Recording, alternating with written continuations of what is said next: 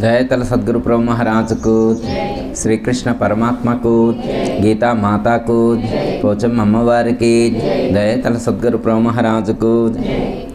2వ అధ్యాయం భగవద్గీతలో సాంఖ్యయోగం 47 శ్లోకం నేను చెప్తా, మీరు అన్నమ్మా. కర్మణ్యేవాధికారస్తే మా ఫలేషు కదాచన మా కర్మ ఫలహేతుర్భూః మా తే సంగోస్వకర్మణి.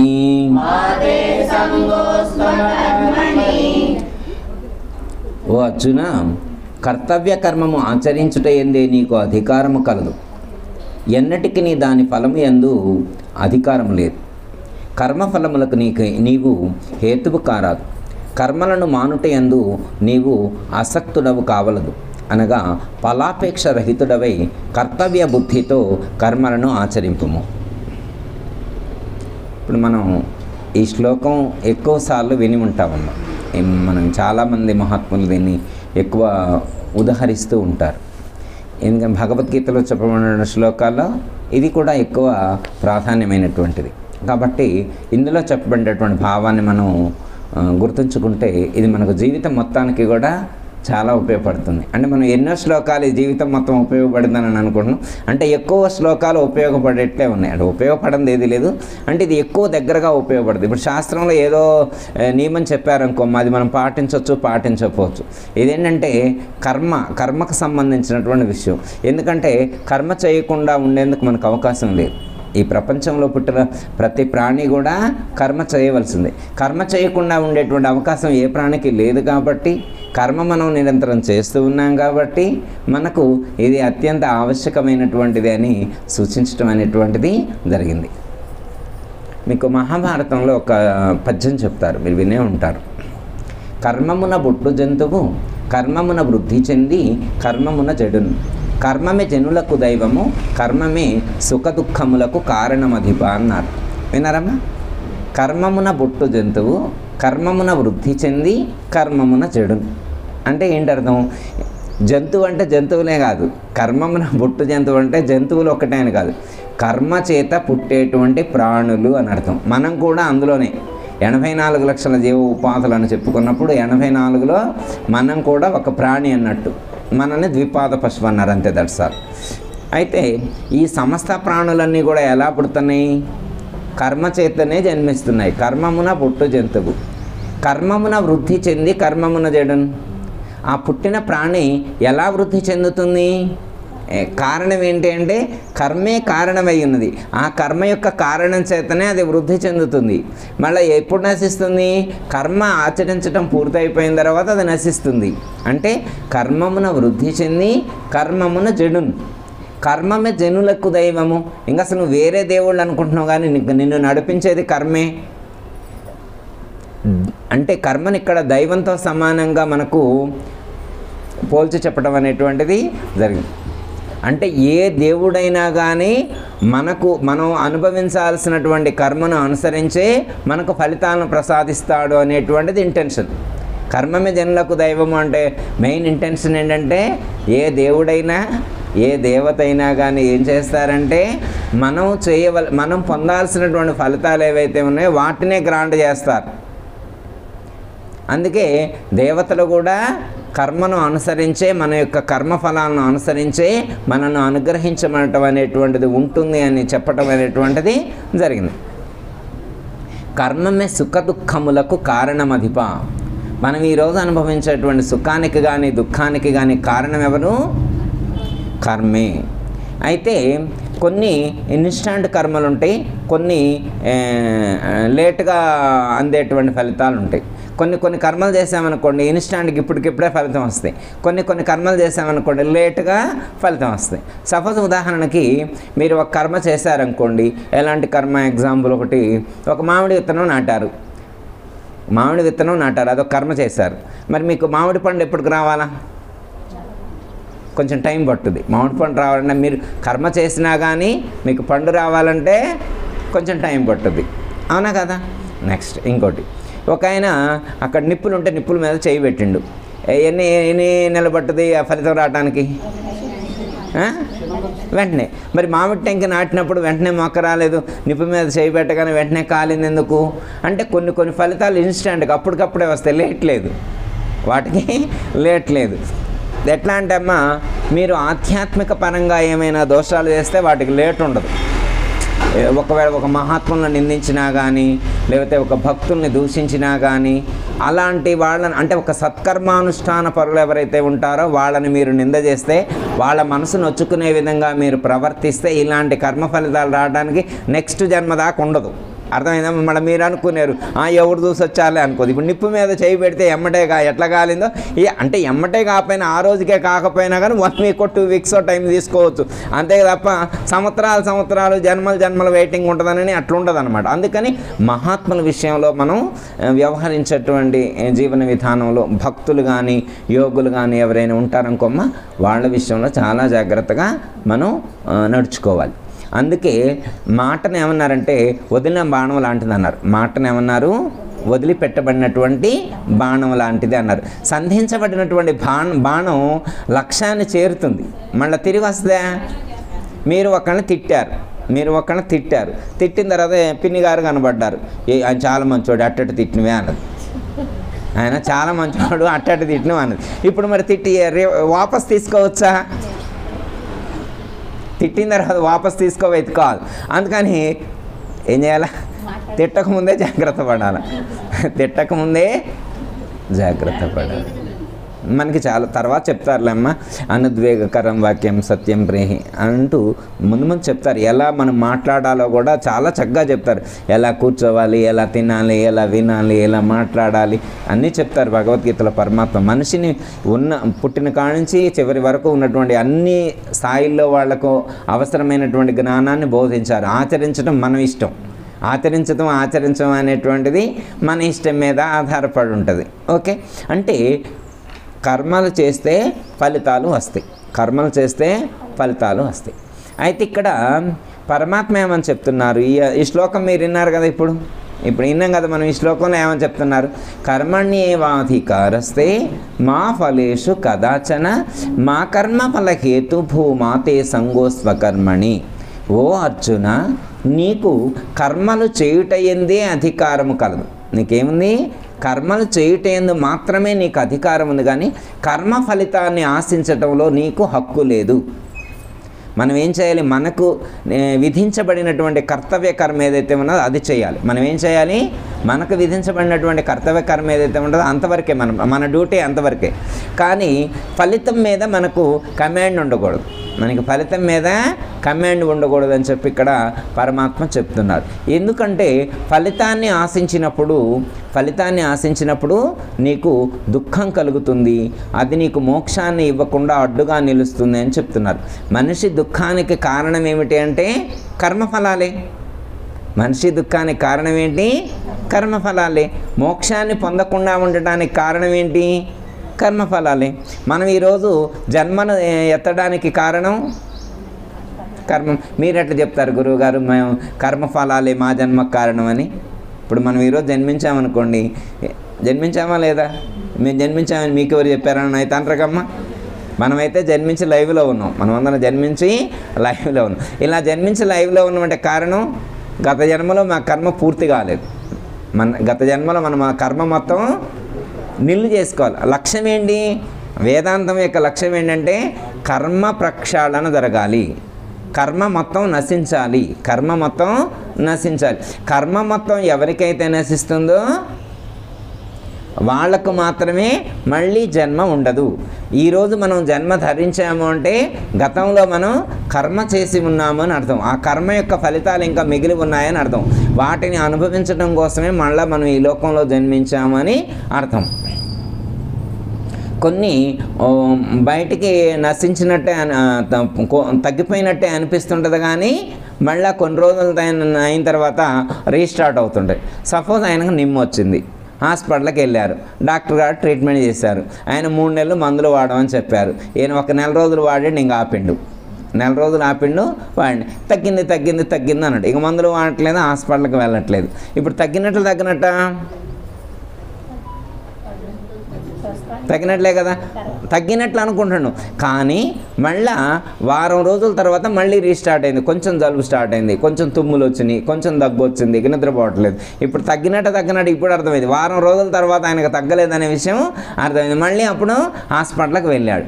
అంటే ఉన్న ప్రాబ్లంలో 95% తగ్గినా కానీ ఇంకా 5% ఉన్నా కానీ మళ్ళీ అది రీస్టార్ట్ అయ్యే అవకాశం ఉంటుంది. ఎప్పుడు తగ్గిందనాలా?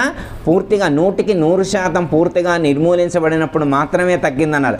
ఆయనకి ఇప్పుడు 90% తగ్గిందనుకోండి, ఇంకా 10% అది అలాగే లోపల ఉందనుకోండి, ఆ 10% కూడా తగ్గించుకునే ప్రయత్నం చేయాలి. అప్పుడు మాత్రమే అతనికి పూర్తిగా తగ్గినట్లు నిర్ధారణ చేసుకోవాలి. అట్లాగే మనం కూడా కర్మ ప్రక్షాళన జరగాల్సినటువంటి సందర్భంలో కర్మ పూర్తిగా నశించాలంటే మనకు ఉన్నటువంటి కర్మ మొత్తం నశించాలి. మళ్ళీ ఏ కొంచెం మిగిలి ఉన్నా కానీ మళ్ళీ అది జన్మకు హేతు అవుతుంది, మళ్ళీ జన్మకు హేతు అవుతుంది. కాబట్టి మొత్తం కించిత్తు కూడా లేకుండా దాన్ని నశింప చేసుకునేటువంటి ప్రయత్నం చేయాలి అని ఇక్కడ మనకు చెప్తున్నారు.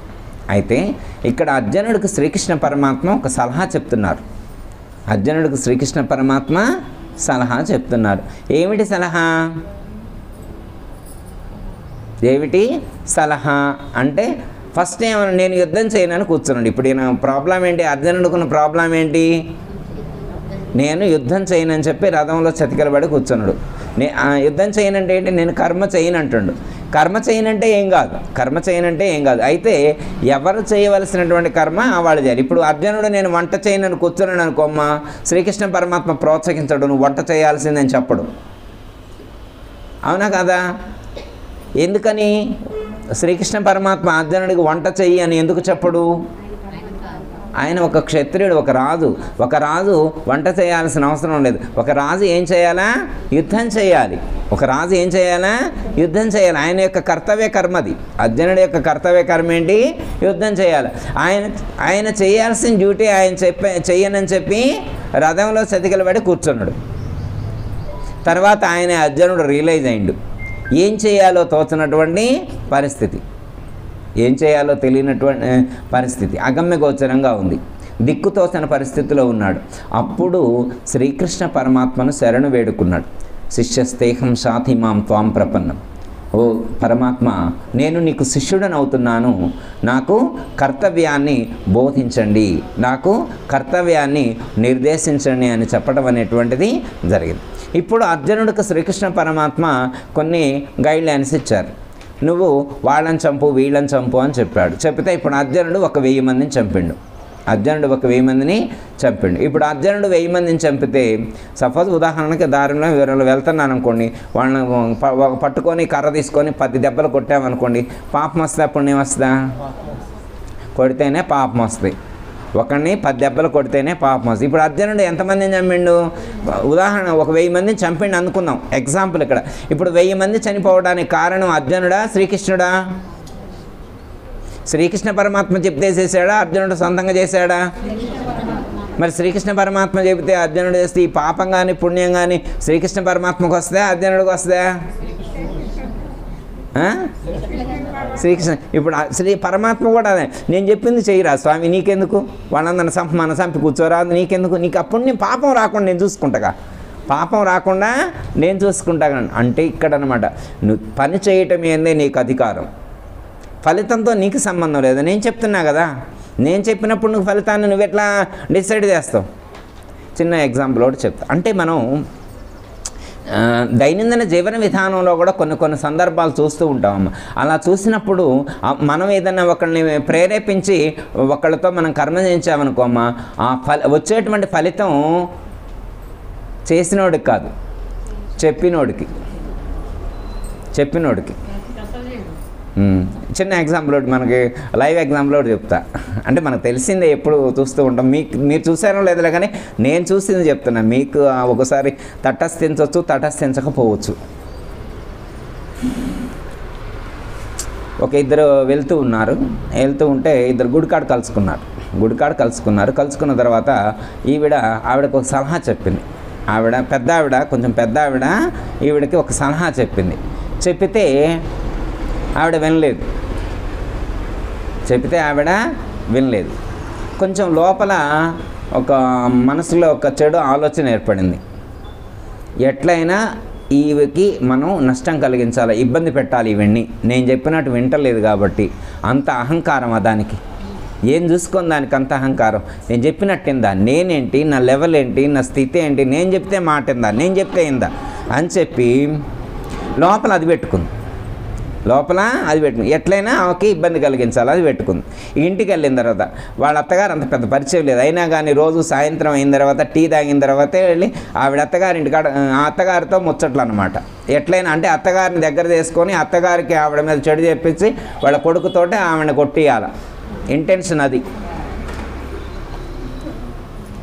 ఇప్పుడు అత్తగారికి చెప్పింది, బాగా నూరిపోసింది అనమాట. మీ కోడలు అట్లాంటిది ఇట్లాంటిది, అసలు నీకు దండం పెడుతుందా, నిన్ను మర్యాద చేస్తుందా, నీకు అసలు మాడిపోయిన దోశ వేసి ఇచ్చింది, ఇడ్లీ ఎంత కట్టుకుంటున్నాయో తెలుసా, వాళ్ళు తినే ఎంత మెత్తగా ఉంటున్నాయి, చపాతీలు రాళ్ళలాగా ఉంటున్నాయి, ఎందుకు అనుకుంటున్నావు, నేను మన గుడికాడికి పోయినప్పుడు అయ్యే మాట్లాడుకున్నాం, నీకు తెలియదులే అంటే. ఇంటెన్షన్ వేరే ఉంది, లోపల ఉన్నటువంటి ఇంటెన్షన్ బట్టే బయటకు వచ్చే మాటలు ఉంటాయి. ఇప్పుడు అత్తగారికి ఫేవర్గా ఉన్నట్లు చెప్పింది కానీ లోపల కుళ్ళు కుతంత్రాలతో విషం కమ్మి ఉంది, విషం పూసుకొని ఉంది. ఇప్పుడు ఆవిడకి వాళ్ళ కోడల మీద ద్వేషభావం ఏర్పడింది. ఇప్పుడు ఎందుకంటే ఏ దృష్టితో చూస్తే అదే కనిపిస్తుంది. ఇప్పుడు మనం అమ్మ ఇప్పుడు మనకి అవతలింటి వాడితో పడలేదనుకోమ్మా, పిల్లి కోసం కానీ కోడి కోసం కానీ పుల్ల కోసం కూడా తగ్గు వచ్చింది. వాళ్ళు పుల్ల ఇలా పట్టుకొని ఇలా అన్నా కానీ నాకే పుల్ల చూపిస్తుంది, కొడతా ఉంటుంది అని అనుకుంటాడు. అదే పాజిటివ్గా ఉన్నారనుకో అలా ఉంటుందా? పాజిటివ్గా ఉంటే తప్పులు కనిపించవమ్మ, నెగిటివ్గా ఉంటే మంచి కూడా చెడుగానే కనిపిస్తుంది. చూసే దృక్కోణం అలా ఉంటుందన్నమాట, దృష్టికోణం అలా ఉంటుంది. ఇప్పుడు అత్తగారికి ఆవిడ కొంచెం చెప్పేసరికి లోపల ఇంటెన్షన్ ఉంది. వెంటనే ఈ తనకి ఏదైతే ఫార్వర్డ్ అయిందో డేటా, ఈ సేమ్ డేటా మొత్తం వాళ్ళ పిల్లగాడికి క్యారీ చేసింది. ఆ పిల్లగాడి ఆలోచనలో మార్పు వచ్చింది, ప్రవర్తనలో మార్పు వచ్చింది, కొంచెం డిస్టర్బెన్స్ ఏర్పడింది. మళ్ళీ ఆవిడ గుడికాడికి వచ్చినప్పుడు మా అత్తగారు ఎట్లా అంటుంది, మా ఆయన ఎట్లా అన్నాడు, అప్పుడు ఆవిడకి ఎంత సంతోషము, ఆవిడకి కడుపు నిండిపోయింది అన్నమాట. ఆ రోజు అన్నం కూడా తినలా, ఎందుకు, తన పథకం ఫలించిందని. కానీ ఇప్పుడు చూడండి, ఆవిడ అంత బాధపడటానికి కానీ, వాళ్ళ అత్తగారిలో చెడు భావాలు రావడానికి కానీ, వాళ్ళ కొడుకులో చెడు భావాలు రావడానికి కానీ కారణం ఎవరు? ఈవిడ. అయితే కొన్ని సంవత్సరాల తర్వాత వీళ్ళ కొడుకు కోడలు విడిపోతారు. అంటే అవతల వాళ్ళ ఫ్యామిలీ డిస్టర్బ్ అవ్వడానికి వీళ్ళు కారణభూతం అయ్యారు కాబట్టి వీళ్ళు బాగానే ఉంటారు, అంతా బాగానే ఉంటారు, కానీ కొడుకు కోడలు విడిపోయారు. వీళ్ళ కొడుకు కోడలు ఎందుకు విడిపోయారు అనే విషయం ఈవిడకు తెలియదు. ఈవిడ చేసిన పాపం అంత బలంగా పనిచేసి రివర్స్లో వచ్చి వీళ్ళ కుటుంబం మీదనే అది ప్రభావం చూపించింది అనేటువంటి విషయాన్ని గుర్తించేసరికనే అంటారే, చేతులు కాలిన తర్వాత ఆకులు పట్టుకుంటే ఏమి లాభమంటారు కదా, అలాంటి పరిస్థితి ఏర్పడుతుంది. అందుకనే మన యొక్క బిహేవియర్ ఎలా ఉండాలి అంటే, మనం మాట్లాడేటువంటి మాట ఎవరికి హాని కలిగించకూడదు, ఇబ్బంది కలిగించకుండా ఉండేట్లుగా మాట్లాడాలి. పరమాత్మ అదే అంటున్నారన్నమాట. ఎందుకంటే నేను చెప్పా కాబట్టి నువ్వు చేసావు, నేను కౌరవులను చంపమని చెప్పా, ఎందుకంటే నా కారణాలు నాకున్నాయి, వాళ్ళని ఎందుకు చంపాలో అనే కారణాలు నాకున్నాయి. ఆతతాయి అంటారనమాట, వాడికి చాలా లక్షణాలు ఉన్నాయి, 6 లక్షణాలు ఉంటాయి అన్నమాట. వాడు అంత మోసం చేసేటువంటి వాడు కాబట్టి, అంత క్రూరుడు కాబట్టి వాడిని చంపొచ్చు, నా దగ్గర క్లారిటీ ఉంది కాబట్టి చంపంటాడు. అప్పుడు అర్జునుడు ఎంతమందిని సంహరించినా కానీ అర్జునుడికి ఆ ఫలితం అంటదు. అది శ్రీకృష్ణ పరమాత్మ చెప్పేది. కర్మలు చేయటం ఏంది నీకు అధికారం ఉంది, కానీ కర్మ ఫలితంతో నీకు సంబంధం లేదు, నీ ఇష్టం, గోవాన్ ఎట్లయినా వెళ్ళు, ఏం కాదు, వాడిని ఎట్లా కొట్టినా ఏం కాదు, ఆ ఫలితం ఏదైనా ఉంటే నాకు వచ్చిద్ది, నీకేం రాదంటాడు. అది శ్రీకృష్ణ పరమాత్మ ఇక్కడ చెప్పినాడు. చిన్న ఎగ్జాంపుల్స్ 2 గుర్తు చేసుకోవచ్చు ఈ సందర్భంలో. అంటే ఫలితం ఎలా వస్తుంది ఎలా రాదు అనేటువంటి దానికి ఎగ్జాంపుల్స్ మనం లైవ్లో చూసిందే, మీరు వినే ఉంటారు. మహాభారతం మీద మీకు గ్రిప్ ఎక్కువ ఉంటుంది కాబట్టి మీకు ఊరికనే అర్థమవుతుంది. 2 మహాభారతానికి సంబంధించినటువంటి విషయాలు. మీకు ద్రుపద మహారాజు పేరు విన్నారా ఎప్పుడన్నా? ద్రుపదుడు వాళ్ళకి ఒక కొడుకు కూతురు అంతేనమ్మా ఉండేది. కొడుకు పేరు దృష్టద్యుమ్నుడు, కూతురు పేరు ద్రౌపది, వీళ్ళిద్దరు కూడా యజ్ఞగుండంలో నుంచి వచ్చినటువంటి వాళ్ళు. అంతకుముందే శిఖండి అనేటువంటి ఆవిడ ఉంటుంది వీళ్ళకి. అదేనమ్మా, శిఖండి కాక యజ్ఞగుండంలో నుంచి ఆవిర్భవించినటువంటి వాళ్ళు దృష్టద్యుమ్నుడు, ద్రౌపది. వీళ్ళు ఎవరికి సంబంధించిన వాళ్ళు? ద్రుపద మహారాజు యొక్క సంతానం. ఓకే, ద్రుపద మహారాజు అసలు యజ్ఞం ఎందుకు చేసిండు? మరి వాళ్ళకి అలాంటి పుత్రుడు అంటే పాండవులను వైపు అంటే పాండవులను సంహరించడం కోసం, పాండవులకు సపోర్ట్ చేయడం కోసం. అలాగే ద్రౌపది ఉంటుంది అర్జునుడిని వరించడం కోసం. ద్రోణాచార్యుణ్ణి సంహరించడమే ధ్యేయంగా పెట్టుకొని దృష్టద్యుమ్నుడిని పుట్టిస్తాడు యజ్ఞగుండంలో నుంచి. మీకు ద్రోణాచార్యుడు గుచ్చుకొని మీకు తెలుసు. ద్రోణాచార్యుడు అంటే గురువు, విలువిద్య నేర్పినటువంటి వాడు. ఎవరికి విలువిద్య నేర్పాడు అంటే పాండవులకు విలువిద్య నేర్పింది ఆయనే, కౌరవులకు విలువిద్య నేర్పింది కూడా ఆయన. ఇద్దరికి విలువిద్య నేర్పింది ఆయనే. కాకపోతే అక్కడ కొంచెం పక్షపాతం అన్నమాట. అర్జునుడికి నిన్ను సూపర్ మ్యాన్ చేస్తా అంటాడు. అంటే ఈ ప్రపంచంలోనే మంచి నెంబర్ 1 విలుకాండిగా నేను తీర్చిదిద్దుతాను అంటాడు. ఒకటే మా శబ్దం, ఈ ప్రపంచంలో నిన్ను కొట్టేవాడు లేకుండా నేను చేస్తాను, నువ్వే హయ్యెస్ట్ స్కిల్స్ ఉన్నటువంటి వాడుగా నేను తీర్చిదిద్దుతాను అని చెప్పి అర్జునుడికి చెప్తారు. కానీ అర్జునుడి యొక్క ధాటికి ఎదురొడ్డి నిలబడినటువంటి వీరుడు కూడా ఉన్నాడు, మీకు వినే ఉంటారు. ఏకలవ్యుడు అంటే ఏకలవ్యుడు గురువుగారు ఎవరు? ఏకలవ్యుడు గురువుగారు కూడా ద్రోణాచార్యుడు. మరి ద్రోణాచార్యుడు గారి దగ్గరకు వచ్చి విద్య నేర్చుకున్నాడా? విద్య నేర్చుకోలే. అని ద్రోణాచార్యుడి దగ్గర ఉన్న విద్యనే నేర్చుకుంటాడు, కానీ అది ప్రత్యక్షంగా నేర్చుకోవాలి, పరోక్షంగా నేర్చుకున్నాడు. ప్రత్యక్షంగా నేర్చుకోలేదు, పరోక్షంగా నేర్చుకున్నాడు. ఎందుకంటే ఆయన క్యాస్ట్ ప్రాబ్లం, అప్పట్లో క్యాస్ట్ ప్రాబ్లం ఎక్కువ ఉండేది కదా. నువ్వు ట్రైబల్ క్యాస్ట్కి సంబంధించినటువంటి వాడికి కాబట్టి నువ్వు విద్య నేర్చుకునే అర్హత లేదు. అప్పట్లో విలువిద్య ఎవరికి ఓన్లీ క్షత్రియులకు మాత్రమే విలువిద్య నేర్పాలి, అది ఫండమెంటల్ అనమాట. నీకు నేర్పని అంటాడు. అప్పుడు ఆయన ఏం చేస్తాడు? ద్రోణాచార్య వారిది ఒక విగ్రహం పెట్టుకొని మట్టితో విగ్రహం చేసుకొని అక్కడ కూర్చొని ధ్యానం చేస్తూ విలువిద్య నేర్చుకోవడం అనేటువంటిది జరుగుద్ది. ఎలా తెలుస్తుంది ఇంత గొప్ప వీరుడు ఏకలవ్యుడైన ఎలా గుర్తిస్తారంటే, ఒకసారి పాండవులు వేటకు వెళ్తారు. వేటకు వెళ్ళినప్పుడు ఏకలవ్యుడు కూర్చొని ధ్యానం చేసుకుంటూ ఉంటాడు. వీళ్ళు పాండవుల యొక్క వేట కుక్కలు ఏవైతే ఉంటే అవి సౌండ్ చేసుకుంటూ అటువైపు వెళ్తాయి. ఆయన యొక్క ధ్యానానికి భగ్నం కలిగి ఏకలవ్యుడు ఏం చేస్తాడంటే బాణాలు వేస్తాడు. కొన్ని బాణాలు వేస్తే ఆ బాణాలు వచ్చి ఆ కుక్క నోట్లో గుచ్చుకున్నాయి. కుక్క నోట్లోకి వచ్చినాయి, కానీ మళ్ళీ ఎక్కడా గాయం కాలేదు, రక్తం కాలేదు. బాణాలు కుక్క నోట్లోకి వచ్చినాయి, కానీ కుక్కకి ఎక్కడా గాయం కాలేదు, బ్లడ్ రాలేదు, కానీ సౌండ్ చేయట్లేదు. ఏకలవ్యుడి యొక్క టెక్నాలజీ ఎంతవరకు వాడాడంటే ఓన్లీ అది సౌండ్ చేయకుండా ఉండటం మాత్రమే, ఎంతవరకు సౌండ్ చేయకూడదు, అది దట్స్ ఆల్, అంతవరకే బాణం వేశాడు. ఇది సౌండ్లెస్గా మళ్ళా పాండవుల దగ్గరికి వెళ్ళింది, అర్జునుడి దగ్గరికి వెళ్ళింది. అర్జునుడిని చూసి ఆశ్చర్యపోయి, ఎవరు అసలు ఇంత అద్భుతమైనటువంటి విలువిద్యను ప్రదర్శించినటువంటి వాళ్ళు ఎవరు? బాణాలన్నీ నోట్లోకి వచ్చినాయి, కానీ దానికి నోట్లో గాయం కాలేదు, సౌండ్లెస్గా ఉండేటి ఇంత స్కిల్స్ ఎవరికి ఉన్నాయి అంటే అప్పుడు ఏకలవ్యుడు వస్తాడు. తర్వాత కథ మీకు తెలుసు. ఏకలవ్యుడి యొక్క బొట్టన వేలు తీసుకోవటం అదంతా తెలుసు. ద్రోణాచార్యుడు ఎందుకు తీసుకున్నాడు ఏకలవ్యుడి యొక్క బొట్టన వేలు అంటే మళ్ళీ అక్కడ శిష్యుడికి ద్రోహం చేసిండనే చాలా చరిత్ర చెప్తారు.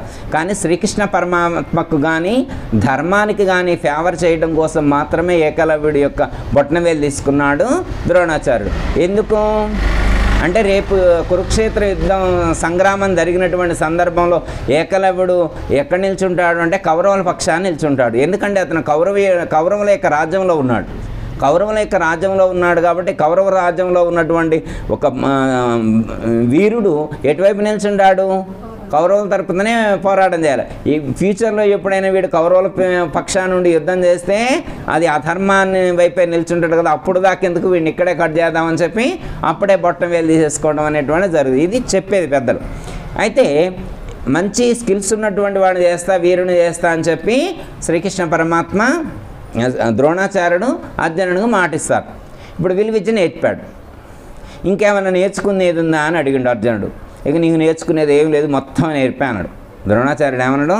మొత్తం నేర్పానండి, కానీ ఒక్క పాయింట్ కూడా లేదు, ఒక చిన్న నేర్పేది కూడా లేదు, చిన్నది కూడా లేదు అంటాడు. ఓకే అంటాడు. మరైతే ఇప్పుడు మీరు నాకు ఇంత విలువిద్య నేర్పారు కదా, గురుదక్షిణగా ఏమిమ్మంటారు అని చెప్పి అర్జునుడు ద్రోణాచార్యుడిని అడుగుతాడు.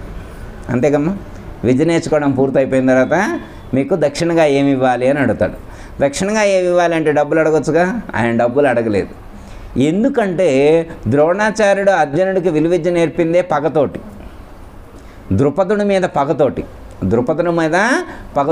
ద్రుపదుణ్ణి అంతమొందించాలి అనేటువంటి పగ ప్రతీకారంతో అర్జునుడు తయారు చేసిండు. డైరెక్ట్గా ఆయన బ్రాహ్మణుడు కదా, ద్రోణాచార్యుడు బ్రాహ్మణుడు కాబట్టి డైరెక్ట్గా ఆయన యుద్ధం చేయకూడదు కాబట్టి యుద్ధం చేసేటువంటి వీరుణ్ణి ఒకరిని సిద్ధం చేసిండు అనమాట తన కింద. ఎందుకు అంటే అసలు ద్రుపదుడు ద్రోణుడు ఇద్దరు ఫ్రెండ్స్, చిన్నప్పుడు ఒకే స్కూల్లో చదువుకున్నారు. ద్రుపదుడు ద్రోణాచార్యుడు ఇద్దరు చిన్నప్పుడు ఒకే స్కూల్లో చదువుకున్నారు. తర్వాత విద్య పూర్తయిపోయిన తర్వాత తను అటు వెళ్ళాడు, ఇటు వెళ్ళాడు అనమాట. ఇప్పుడు ద్రుపదుడు మహారాజు అయ్యాడు, ద్రోణాచార్యుడు పౌరోహిత్యం చేస్తూ ఇలా ఉన్నాడు, విద్యను నేర్పుతూ ఉన్నాడు. ఒకరోజు ద్రుపద మహారాజు యొక్క రాజ్యంలోకి వెళ్తాడు ద్రోణాచార్యుడు. వెళ్ళిన తర్వాత రాజ్యంలో ప్రవేశించిన తర్వాత సింహాసనం మీద కూర్చొని ఉంటాడు ద్రుపదుడు. కూర్చుంటే మిత్రమా బాగున్నావా అన్నాడు. సభలో ఉండి మిత్రమా బాగున్నావా అన్నాడు. అప్పుడు ఆయన హట్ అవుతాడు. ఎవరు? ద్రుపదుడు. నువ్వెవరివి, నేనెవరిని, నీ లెవెల్ ఏంటి, నా లెవెల్ ఏంటి? అప్పుడంటే ఏదో స్కూల్లో ఫ్రెండ్స్, మరి ఇప్పుడు కూడా ఫ్రెండ్సా? నేను ఇప్పుడు కింగు, ఈ రాజ్యానికి నేను రాజుని. ఇప్పుడు నువ్వేమో మంత్రాలు చదువుకున్న బ్రాహ్మణయ్య గారు వచ్చి బాగున్నావా మిత్రమా అంటే నువ్వు నేను ఫ్రెండ్స్ అవుతావా? నేను ఒప్పుకోనంటాడు. చాలా అవమానపరుస్తాడు ద్రోణాచార్యుని ద్రుపదుడు. నేను రాజు అనేటువంటి ద్రుపదుడు వాస్తవంగా మంచోడే, కానీ ఆ సందర్భంలో ఈ ద్రోణాచార్యుడు మాట్లాడినటువంటి మాటకి మరి అంటారు కదా, పెద్దమ్మవారికి వచ్చిందంటారు కదా నెత్తి మీద, ఆ పద్ధతిలో ద్రోణాచార్యుని అవమానించేట్లుగా మాట్లాడతాడు.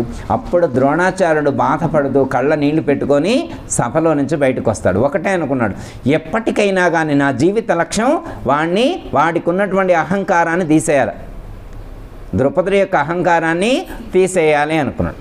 ఓకే, ఇది అర్థమైందిగా. ద్రుపదుడి పరిస్థితి, ద్రోణుడు పరిస్థితి. అంటే ద్రుపదుడిని సంహరించడం కోసం లేదా ద్రుపదుడి యొక్క అహంకారాన్ని అంతమొందించడం కోసం శ్రీకృష్ణ పరమాత్మ ద్రోణాచార్యులు వారు ఏం చేశారు? ఒక వెపన్ తయారు చేశారు. ఆ వెపన్ పేరే అర్జునుడు. ఓకే, ఇప్పుడు అర్జునుడు రెడీగా వచ్చి నిల్చున్నాడు. నీకు గురుదక్షిణగా ఏం కావాలి అడగండి స్వామి, ఇస్తాను అన్నాడు. అప్పుడు ద్రోణాచార్యుడు సమయం వచ్చింది కాబట్టి ద్రుపదుడిని కట్టి తీసుకొచ్చి నా కాళ్ళకాడ పడే అంటాడు. ద్రుపదుని పట్టి తీసుకొచ్చి నా కాళ్ళకాడ పడే అంటాడు. ఇప్పుడు అర్జునుడికి ద్రౌపదికి ఏమైనా పగలు కానీ వైరాలు కానీ శత్రుత్వం కానీ ఏమైనా ఉన్నాయా?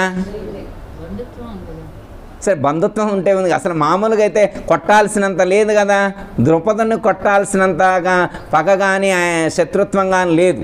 అర్జునుడికి ఏమి అలాంటిది లేదు. కానీ ఇప్పుడు అర్జునుడు వెళ్ళి ద్రౌపదుని బంధించి తీసుకొచ్చి ద్రోణాచార్యుడి యొక్క పాదాల దగ్గర పడేస్తాడు. ఇక ద్రోణాచార్యుడికి ఎంత ఆనందము, తను అనుకున్నది నెరవేరింది. ఇక్కడ చూడండి, అంటే ఇప్పుడు మన శ్లోకం ఏంటి? కర్మణ్యేవాధికారస్తే కదా శ్లోకం. నీకు కర్మ చేయుట ఎందే అధికారం అన్నది, కానీ కర్మఫలం అన్నది నీకు అధికారం లేదు. ఇప్పుడు అర్జునుడు ద్రౌపదిని కొట్టిండా లేదా, కట్టేసిందా లేదా? ఏడ్చుకొచ్చి గురువుగారు పాదాల దగ్గర పడేసిండు. ఇవన్నీ చేసింది ఎవరు? అర్జునుడు.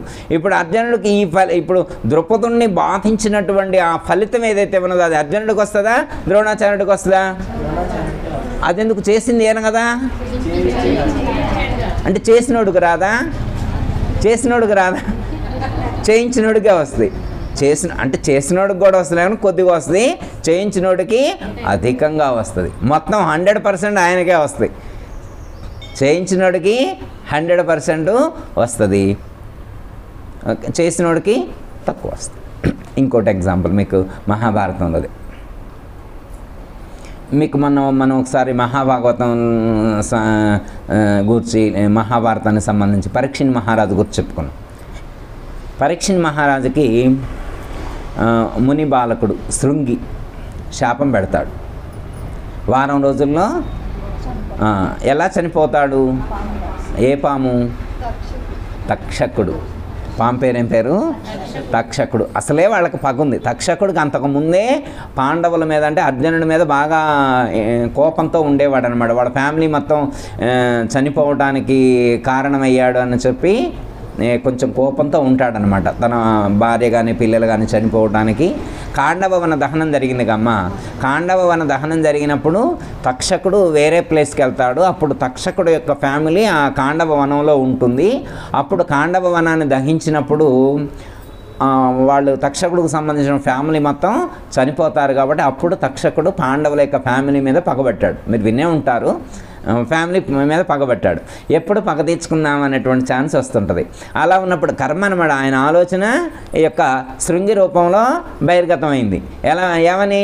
వారం రోజుల్లో తక్షకుడు వచ్చి నిన్ను చంపుతాడు, తక్షకుడి చేత నువ్వు మరణిస్తావు అని చెప్పి వచ్చింది. ఇక తక్షకుడు ఆ టైం అవగానే బయలుదేరి వెళ్తూ ఉంటాడు. తక్షకుడు బయలుదేరి వెళ్తూ ఉంటాడు. అలా వెళ్తూ ఉన్నటువంటి సందర్భంలో మధ్యలో ఒక ఆస్తికుడు అనేటువంటి ఒక బ్రాహ్మణుడు ఎదురవుతాడు. విన్నారమ్మా? ఆస్తికుడు అనేటువంటి బ్రాహ్మణుడు ఎదురవుతాడు. ఇతను స్కిల్స్ ఏంటంటే ఈ ప్రపంచంలో ఉన్నటువంటి ఎంతటి సర్పవిషాన్నైనా కానీ కంట్రోల్ చేసేటువంటి స్కిల్స్, కంట్రోల్ చేసేటువంటి నైపుణ్యం, శక్తి, సామర్థ్యం ఉన్నటువంటి వాడు ఆస్తికుడు. వెళ్తూ ఉంటాడు. వెళ్తూ ఉంటే ఈయనంటాడు, నువ్వు పరీక్షిత్తును చంపడానికి నేను ఒప్పుకోను అంటాడు. పరీక్షిత్తును చంపడానికి తక్షకుడు ఆస్తికుడు మధ్యలో ఒక అటవిలో ఎదురవుతారనమాట. ఈయన అటు వెళ్తుంటాడు, ఆయన ఇటు వస్తూ ఉంటాడు. ఇద్దరు అక్కడ కలుసుకుంటారనమాట. ఎక్కడికి వెళ్తున్నాడు? సో నేను ఆయన చంపడానికి వెళ్తాను, నేను ఆయన రక్షించడానికి వెళ్తున్నాను ఈయన అంటాడు. ఈయన ఏమంటాడు? నేను రక్షించడానికి వెళ్తున్నా అంటాడు. ఆయన ఏమంటాడు? నేను చంపడానికి వెళ్తున్నాను. ఒక చంపేవాడు, రక్షించేవాడు ఇద్దరు ఒకే చోట కలుసుకున్నారు. ఈయన ఏమన్నాడు? నాకు ఎంత విషయం ఉంటుందో నీకు తెలుసా అన్నాడు. నువ్వేదో ఆయన్నేదో ప్రొటెక్ట్ చేస్తానని బయలుదేరుతాను. అసలు తక్షకుడు పేరు వింటేనే నిద్రపోరు. ఎవరు? పేరు వింటేనే చనిపోతారు. అంత విషంతో ఉండేటువంటి వాడిని నేను. నువ్వు వాడిని ఆయన్నేదో రక్షిస్తా అని చెప్పి నువ్వేదో బయలుదేరి కంకణం కట్టుకొని వచ్చిను అని అంటాడు. కాదు నాకు పవర్స్ ఉన్నాయని చెప్తారు. ఏది చూడని టెస్ట్ చేసుకుంటారన్నమాట. తక్షకుడు అక్కడ ఒక చెట్టు ఉంటే ఆ చెట్టుకి ఇలా తన విషయాన్ని ఇలా స్ప్రెడ్ చేస్తాడు, ఇలా కాటేస్తే ఆ చెట్టు మొత్తం మాడి బూడిదైపోతుంది. ఆ చెట్టు మీద కొన్ని పక్షులు ఉంటే ఆ పక్షులతో సహా మాడి మసైపోతాయి అన్నమాట. మాడి అలాగే ఉంటాయి అన్నమాట. చూసావా నా పవర్ అని తక్షకుడు చెప్తాడు. అప్పుడు ఆస్తికుడు ఏం చేస్తాడు? తన పవర్ వినియోగించి మంత్రశక్తిని నీళ్ళ ద్వారా తీసుకొని సంప్రోక్షణ చేసి ఇలా సమర్పిస్తే మళ్ళీ సేమ్ యాస్టిస్ చెట్టు మళ్ళీ అంతకు పూర్వం ఎలా ఉందో సేమ్ యాస్టిస్ అలాగే ఉంది. ఆ చెట్టు మీద ఉన్న పక్షి పిల్లలు కూడా మళ్ళీ పునర్జీవింపబడి. ఈయనకు అప్పుడు తక్షకుడు, నువ్వు ఎట్లయినా నేను వెళ్ళి అతన్ని చంపితే నువ్వు ప్రొటెక్ట్ చేస్తావు నాకు అనిపిస్తుంది అని చెప్తాడు. అప్పుడు ఆయన చెప్తాడనమాట, తక్షకుడు రిక్వెస్ట్ చేస్తాడనమాట, నాకు అసలు ఇప్పుడు ప్రత్యేకించి అతను చంపాలి అనేటువంటి నా ఓన్ ఇంటెన్షన్తో నేను వెళ్ళట్లేదు. నేను శృంగి అనేటువంటి ఒక ముని కుమారుడి యొక్క, ఒక ముని బాలకుడి యొక్క సంకల్పాన్ని నెరవేర్చడం కోసం వెళ్తున్నా. ఇది నా ఓన్ కాదు, ఇది నా ఓన్ ఇంటెన్షను కాదు అని చెప్తారు. అప్పుడు సరే ఆస్తికుడు చెప్తే వెళ్ళిపోయిన తర్వాత ఇతను వెళ్తాడు. ఇప్పుడు తక్షకుడు వెళ్ళి పరీక్షిని మహారాజును చంపాడు. ఇప్పుడు పరీక్షిని మహారాజు చనిపోవడానికి కారణం తక్షకుడా లేక మునికుమారుడా? ఈ పాపం ఎవరి అకౌంట్లో పడుతుంది? తక్షకుడి అకౌంట్లో పడుతుందా, మునికుమారుడి అకౌంట్లో పడుతుందా? చేసింది ఎవరు? చేసింది తక్షకుడే అయినా కానీ ఆయన అకౌంట్లో ఏమీ పడదు. ఎందుకు? చేయించేవాడు ఎవరైతే ఉన్నారో అతడు బాధ్యుడు అవుతాడు. చేయించేవాడెవరో అతడు బాధ్యుడు, చేసేవాడు బాధ్యుడు కాదు. ఆయన చెప్పినట్టు చేయాలి. అది ప్లస్ అయినా మైనస్ అయినా నో ప్రాబ్లం. ఉదాహరణకి ఒక హాస్పిటల్లో డాక్టర్ గారు ఉన్నారమ్మా. డాక్టర్ గారు ఉన్నారు. ఒక పేషెంట్కి హెల్త్ ఇష్యూ వస్తే ఐసీయూలో అడ్మిట్ చేశారు. ఐసీయూలో అడ్మిట్ చేస్తే ఆ కాంపౌండర్కి ఏమేమి మెడిసిన్ ఇవ్వాలో రాసిచ్చారు. రాసిచ్చిన తర్వాత 2-3 రోజులు వాడిన తర్వాత ఆ పేషెంట్కి వేరే ప్రాబ్లం వచ్చింది, కిడ్నీ ప్రాబ్లం కూడా వచ్చింది. మెడిసిన్ వాడింది లివర్ ప్రాబ్లంకి అయితే ఇప్పుడు కిడ్నీ ప్రాబ్లం కూడా వచ్చింది. ఇప్పుడు మందులు ఇచ్చింది ఎవరు? కాంపౌండర్. ఇంజక్షన్లు ఇచ్చింది ఎవరు? కాంపౌండరు. ట్యాబ్లెట్లు ఇచ్చింది ఎవరు? కాంపౌండరు. కానీ ఇప్పుడు ఆయనకి కిడ్నీ ప్రాబ్లం రావడానికి కారణం కాంపౌండరా, డాక్టరా? అంటే డాక్టర్ గారు ఏమైనా మాత్ర ఇచ్చిందా, ఇంజక్షన్ ఇచ్చిందా, టానిక్ పోసిందా? అంటే డాక్టర్ చెప్పితే కాంపౌండర్ చేశాడు కాబట్టి ఫలితం ఎవరికి వస్తుంది? చెప్పిన వాడికే వస్తుంది. ఫలితం ఎవరికి వస్తుంది? చెప్పిన వాడికే వస్తుంది కానీ చేసిన వాడికి కాదు. ఇలాంటి ఎగ్జాంపుల్స్ మనకు చాలా ఉంటాయమ్మా. ఇప్పుడు ఒక ఆయన గంట కొనుక్కొచ్చి ఇచ్చిండు. అన్నదానం జరుగుతుందంటే 4 గంటలు కొనుక్కొచ్చి ఇచ్చిండు. మనం 4 తీసుకొని అన్నం పెడతాను అనుకోమ్మా. తిన్నోళ్ళకి కడుపు నొప్పి వచ్చింది. ఇప్పుడు గంట ఇచ్చినోడికి ప్రాబ్లం అంటారా, పెట్టినోడికి ప్రాబ్లమా? తీరా హాస్పిటల్కి వెళ్ళిన తర్వాత డాక్టర్ గారు చెక్ చేస్తారు కమ్మా, ఎట్లా ఏం పాయిజన్ ఎలా అయింది అంటే చెక్ చేస్తే గంటల్లో నుంచే విషం వచ్చిందని చెప్పారు. గంటల్లో నుంచి విషం వచ్చిందని ఇప్పుడు గంటలతో పెట్టినోడికి వచ్చిద్దా, గంటలు ఇచ్చినోడికి వచ్చిద్దా? గంటలు ఇచ్చినోడికే వస్తాయి. అంటే తిన్నోడందరూ కడుపు నొప్పి రావడానికి కారణం పెట్టినోడు కాదు, అవి పెట్టడానికి కారణమైనటువంటి వాడు. ఓకే, అర్థమైంది. అంటే కాంపౌండర్ కారణం కాదు, డాక్టర్ కారణమవుతాడు. ఇవి చాలా ఎగ్జాంపుల్స్ మనకి ఇలా చెప్పుకోవచ్చు. సో ఇవన్నీ మనం ఎగ్జాంపుల్స్ చెప్పుకుంటే మనకి ఏమర్థమవుతుంది? ఇప్పుడు మనం పొందేటువంటి ఫలితాలకు కారణం ఎవరు? మనతో చేయించేవాళ్ళ? మనతో ఎవరైతే చేయించుతున్నారో వాళ్ళే కర్త అవుతారు తప్ప మనం కర్త కాదు. కర్త, కర్మ, క్రియ అన్నీ కూడా ఆయనే అవుతాడు తప్ప మనం కాదు.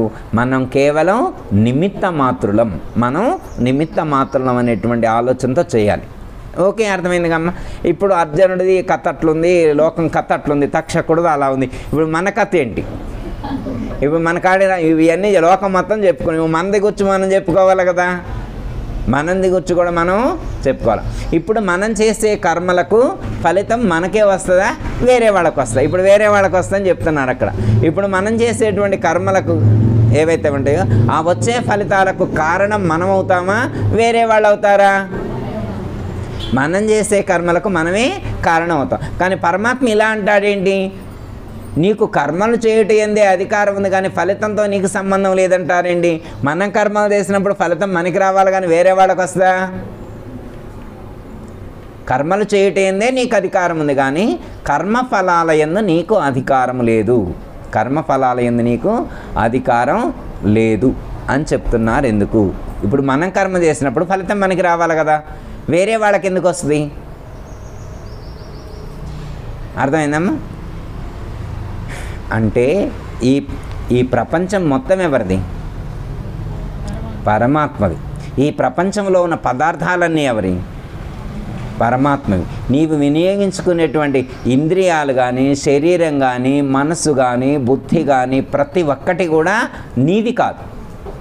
నీ చుట్టూ ఉన్న పంచభూతాలు కానీ, నీ చుట్టూ ఉన్నటువంటి చరాచర జగత్తు కానీ నీది కాదు. అర్థమైందమ్మా?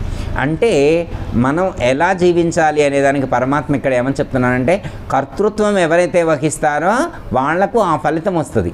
వాళ్లకు మంచి కానీ చెడు కానీ ఆ ఫలితం వస్తుంది. అందుకే పరమాత్మ ఏమని చెప్తున్నారంటే, నీవు కర్తృత్వం లేకుండా కర్మలు చేయని చెప్తున్నారు. కర్తృత్వం ఉండటం చేత నేను చేస్తున్నాను, నా వల్లనే జరుగుతుంది అని అనుకుంటే మనకు ఆ ఫలితం వస్తుంది. ఇక్కడ ఏమని చెప్తున్నారు? అలాంటి ఫీలింగ్ లేకుండా, నా వల్లనే జరుగుతుంది అనేటువంటి ఆలోచన లేకుండా, పరమాత్మ నీ యొక్క శక్తితోటే నడుస్తుంది అనేటువంటి ఆలోచనతో చేసి మనం చేసిన ప్రతి కర్మని కూడా పరమాత్మకు సమర్పించాలి అని చెప్తున్నారు. ఇక్కడ మెయిన్ అదే అమ్మ చెప్పేది. ఏంటంటే నా వల్ల జరుగుతుంది, నేను చేస్తున్నాను. మనమే చేసినా కానీ అలా అనకుండా నేను చేస్తున్నాను అంటే మన అకౌంట్లో పడుద్ది, నేను చేస్తున్నా అంటే మన అకౌంట్లో పడుద్ది. మనం ఏం చేయాలి? పక్క వాళ్ళ అకౌంట్లో వేయాలంటుండు. సరే, పక్క వాళ్ళ అకౌంట్ వేస్తే ఊరుకోదు కాబట్టి, తీసుకోరు కాబట్టి, ఇప్పుడు తీసుకోవడానికి ఒక యూనివర్సల్ అకౌంట్ ఒకటి ఉంది. మనం సబ్మిట్ చేయడానికి యూనివర్సల్ అకౌంట్ ఒకటి ఉంది. ఆ అకౌంట్లో వేసుకుంటే చాలు మన ఫలితాలన్నీ ఆయన ఆరాంగా తీసుకుంటాడు, ఆరాంగా ఆయన తీసుకుంటాడు. కాబట్టి మనం పరమాత్మకు సమర్పించేటువంటి ప్రయత్నం చేయాలి.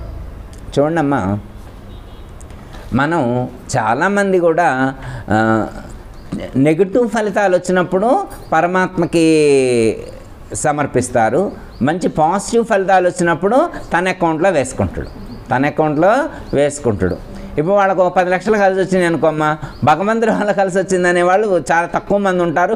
ఒకవేళ పైకి అంటాడు ఇదంతా దేవుడిదయ ఉత్తదే అన్నమాట, దేవుడిదయ అని. దేవుడు మాత్రం ఏం చేస్తారమ్మా, దేవుడి మాత్రం ఏం చేస్తారు, మేము ఎంత కష్టపడితే అయింది ఇది అంటే మంచి కలిసి వస్తే నా అకౌంట్లో, నేను అటు ఇటుకుంటే ఆయన అకౌంట్లో వేస్తే ఆయనే చూసుకుంటాడు చల్తీ గాడి అనే టైప్లో. అది సరికాదు. ఏమంటా అంటే ఈశ్వరార్పణ బుద్ధితో చేయాలి అని చెప్తాను నేను ఇక్కడ. మనకి 2వ అధ్యాయం 47వ శ్లోకంలో ఏమంటున్నారు, ఈశ్వరార్పణ బుద్ధితో కర్తృత్వ రహితంగా నిష్కామ కర్మ చేయాలి అని చెప్తున్నారు. అంటే కర్మలైతే కంపల్సరీ చేయాలి, కానీ ఆ కర్మ ఫలితాన్ని అంటకుండా ఉండే విధంగా చూసుకోవాలి. ఇప్పుడు కర్మ చేస్తే ఫలితం వస్తుంది అని అనుకున్నప్పుడు కర్మలు చేయకుండా ఉండటం కూడా సరికాదని చెప్తున్నారు ఇక్కడ శ్రీకృష్ణ పరమాత్మ. ఈ శ్లోకంలో ఏం చెప్తున్నారు, కర్మలు చేయాలి కానీ ఫలితం నీ అకౌంట్లో పడకుండా చూసుకో. అలా ఫలితం వస్తుందని చెప్పి కర్మ అసలు చేయకుండా ఉండొద్దు అని చెప్తున్నారు. యూనివర్సల్ ఫండమెంటల్ ఏంటంటే అమ్మా, ఒకటి కర్మ చేస్తే ఫలితం వస్తుంది, నీకు ఇష్టం ఉన్నా లేకపోయినా. కర్మ చేస్తే ఫలితం ఖచ్చితంగా వచ్చి తీరుతుంది. అంటే సత్కర్మ చేస్తే పుణ్యం వస్తుంది, దుష్కర్మ చేస్తే పాపం వస్తుంది. ఇది ఖచ్చితంగా జరిగి తీరుతుంది, ఖచ్చితంగా వచ్చి తీరుతుంది అన్నమాట. ఇది దేంట్లో మార్పు లేదు. ఇది యూనివర్సల్గా ఈ ప్రపంచం మొత్తానికి, సమస్త లోకాలన్నింటికి, ప్రతి ఒక్కరికి కూడా నిర్దేశించి చెప్పబడినటువంటి సూత్రం అన్నమాట, ఫండమెంటల్ అన్నమాట. సత్కర్మ చేస్తే పుణ్యం వస్తుంది, దుష్కర్మ చేస్తే పాపం వస్తుంది. ఇప్పుడు పాపం కానీ పుణ్యం కానీ వచ్చినట్టు ఎవరైనా చూసారమ్మా? చెప్పారమ్మా, పోచమ్మగుడిలో అమ్మవారికి 108 ప్రదక్షిణ చేస్తే పుణ్యం వచ్చింది అని చెప్పారు. 108 ప్రదక్షిణ చేసిండు, పుణ్యం వచ్చినట్టు ఆడైనా కనపడుతుందా? సత్యనారాయణ స్వామి వ్రతం చేస్తే పుణ్యం వస్తుంది అన్నారు. ఏమైనా పుణ్యం వచ్చినప్పుడు ఏమైనా తెలుస్తుందా? కొంచెం లావు అయినట్టు కానీ, బరువు అయినట్టు కానీ, రంగు మారినట్టు కానీ పుణ్యం వస్తే ఏమైనా తెలుస్తుందా? మార్పులు ఏమైనా తెలుస్తున్నాయా అమ్మ? పుణ్యం వస్తే మార్పు కానీ, పాపం వస్తే మార్పు కానీ ఎలా గుర్తించగలుగుతాం? ఎలా తెలుస్తుంది మనకు పుణ్యం వచ్చిందని కానీ పాపం వచ్చింది కానీ ఎలా గుర్తించగలుగుతాము? గుర్తించగలగాలి కదా. మరి వస్తాయి అని పుస్తకంలో రాస్తే మాత్రం నమ్ముతామమ్మా? భగవద్గీతలో ఎవరో చెప్పారు, భగవద్గీతలో కానీ లేదా పురాణాల్లోనో శాస్త్రాల్లోనో భాగవతంలోనో ఎక్కడో ఏదో చెప్తారు, చెప్తే మాత్రం నిజమని నమ్ముతామా? మనం మాత్రం రివ్యూ చేసుకోవద్దా? చెక్ చేసుకోవాలా వద్దా? గుడ్డిగా నమ్ముతామా? గుడ్డిగా ఎవరు నమ్ముతారంటే మామూలు వాళ్ళు నమ్ముతారు, కానీ జ్ఞానులు గుడ్డిగా నమ్మరమ్మ. ప్రత్యక్షంగా చూసిన దాన్ని, ప్రత్యక్షంగా దర్శించిన దాన్ని, ప్రత్యక్ష అనుభూతి పొందినటువంటి దాన్ని మాత్రమే నమ్ముతారు తప్ప గుడ్డిగా నమ్మమని అసలు భగవద్గీత చెప్పదు. భగవద్గీత కాన్సెప్టే గుడ్డిగా నమ్మటం లేదు. ఏదైనా ప్రాక్టికల్గా మనకి అనుభూతికి అందితేనే యాక్సెప్ట్ చేయమని చెప్పి భగవద్గీతలోనే పరమాత్మ చెప్తున్నారు. ఓకే అమ్మా. చాలామంది ఏం చేస్తారమ్మా అంటే అమ్మా, ఎదుటి వాళ్ళకి ఎన్నో చెప్తారు సూత్రాలు, ఎదుటి వాళ్ళకి ఎన్ని సూత్రాలు చెప్తారో కానీ వాళ్ళ ప్రాక్టికల్గా ఆచరించరమ్మా. వాళ్ళు వినేదే ఎదుటి వాళ్ళకి చెప్పడానికి, ఎదుటి వాళ్ళకి ఎందుకు చెప్పాలా? పిన్ని గారి మంచి ఏమని అనిపించుకోవద్దు. చెప్పబోతే పిన్ని గారిని మంచి అనుకుంటారా? అసలు గుర్తుంచుకోరు. అందుకే అప్పుడప్పుడు పిలిచి 4 కొంచెం అక్కడ వినే ఇక్కడ వినే నేర్చుకునేది అందుకు వాళ్ళకి చెప్పడానికి. అదమ్మా, అది కాదనమాట. ప్రాక్టికల్గా తను ఆచరించి చెప్పాలి.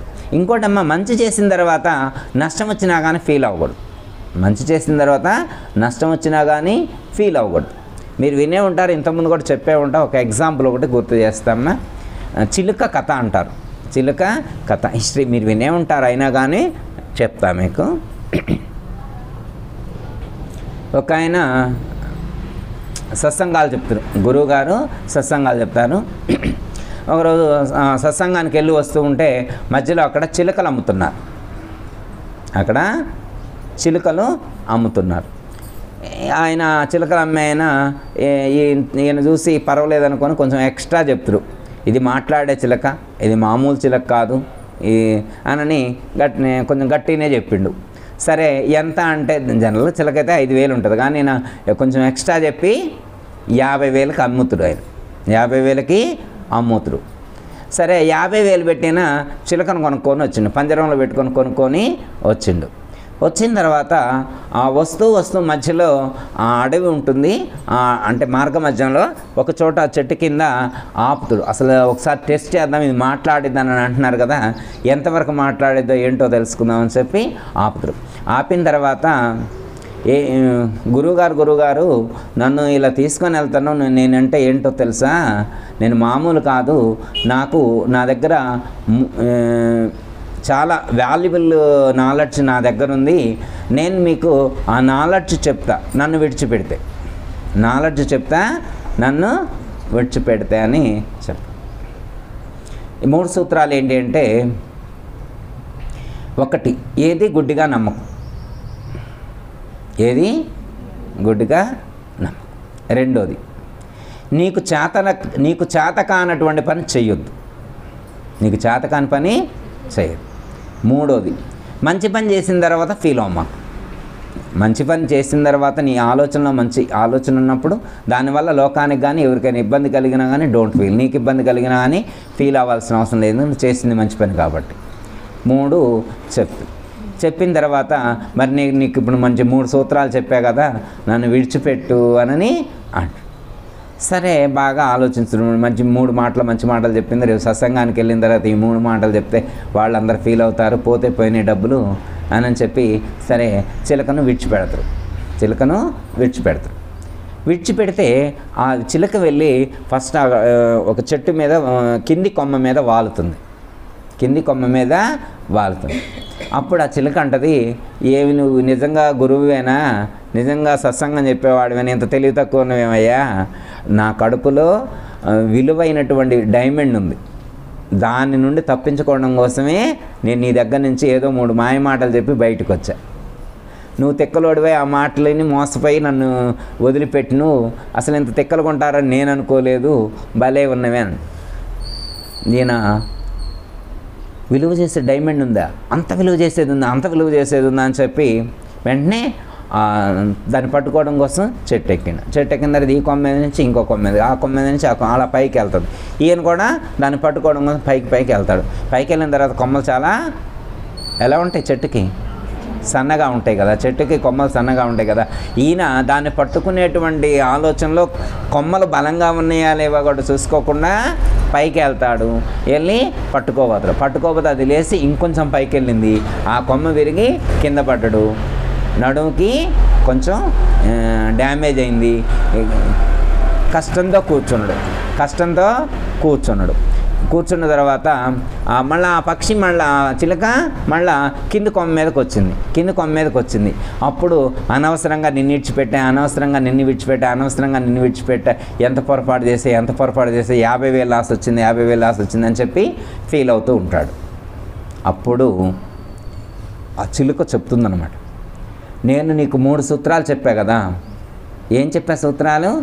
1 గుడ్డిగా నమ్మకు, 2 చేతకాని పని చేయొద్దు, 3 మంచి పని చేసినా కానీ ఫీల్ అవ్వద్దు. ఇప్పుడు నేను 3 సూత్రాలు నీకు చెప్తే ముందు నువ్వు ఆచరించాలి కదా. నేను టెస్టింగ్ నీకు పెట్టా, 3 సూత్రాల టెస్టింగ్ నీకు పెట్టా, నువ్వు ఆచరిస్తావా లేదా నీకు పెట్టా, కానీ నువ్వు ఆచరించలేదు, ఎవరికో చెప్పాలంటున్నావు. నేను మంచి మాటలు 3 నీకు చెబితే నువ్వు విని నువ్వు ఆచరించాలి కదా. నేను వాళ్ళకి చెబుతా వీళ్ళకి చెబుతాను, ఎవరికో క్యారీ చేయటం ఏంటి? ముందు నువ్వు ఇప్పుడు భగవద్గీత మనకి పరమాత్మ చెప్పారు, ఇది మనం ఆచరించడానికి చెప్పారా, ఇది దేశంపై మా వాళ్ళకి చెప్పాలా, వాళ్ళు మార్చాలను. వాళ్ళు మార్చడం కాదు, నువ్వు మారాలిగా. ముందు నువ్వు మారకుండా ఎవరినో మార్చడం కోసం ఎందుకు? నువ్వు మారితే వాళ్ళు ఆటోమేటిక్గా వాళ్ళే మారుతారు, నువ్వు వాళ్ళకి చెప్పాల్సిన అవసరం లేదు. ఓకే అమ్మా? అప్పుడు ఆ చిలక కింద కొమ్మ మీదకి వచ్చి ఇలా అంటది, ఏవండి గురువుగారు, నేను నా కడుపులో వజ్రం ఉందని చెప్పా, అసలు నువ్వు ఎలా నమ్మిను? నేను ఉన్నదే ఇంత, అంత వజ్రం మింగితే నేను బతుకుతున్నా? అసలు వాడు అమ్ముతున్నా నేను ఎప్పుడో పుట్టుకో అనేదాన్ని. అర్థమైందా? నా కడుపులో వజ్రం ఉందంటే ఊరికినే నమ్మి నువ్వు ఆలోచించుకోవాలి, నిజంగా దీని కెపాసిటీ ఎంత, అసలు వజ్రాన్ని మింగే పరిస్థితి దీనికి ఉందా, దీని నోరెంత ఉంటుంది, గొంతెంత ఉంటుంది, అంత వజ్రం లోపలికి మింగా అంటే మాత్రం నువ్వెలట్ట నమ్మావు స్వామి? ఒకటి, నేను చెప్పిన మొదటి సూత్రం నువ్వు పాటించలే. రెండో సూత్రం, నీకు చేతకాని పని చేయొద్దన. నీ వయసు 60 ఏళ్ళు వచ్చినాయి, నన్ను పట్టుకోవడానికి పైకెక్కి నువ్వు చేతకాని పని చేస్తే ఏమైంది? దారి కింద పట్టు. పోయి కింద పడిన తర్వాత నేను వదిలేయాలగా. కానీ చూడండి, నేను నీ యొక్క పంజరంలో బందీ అయి ఉన్నా. గత 5 సంవత్సరాల నుంచి ఈ పంజరంలో బందీ అయి ఉన్నా.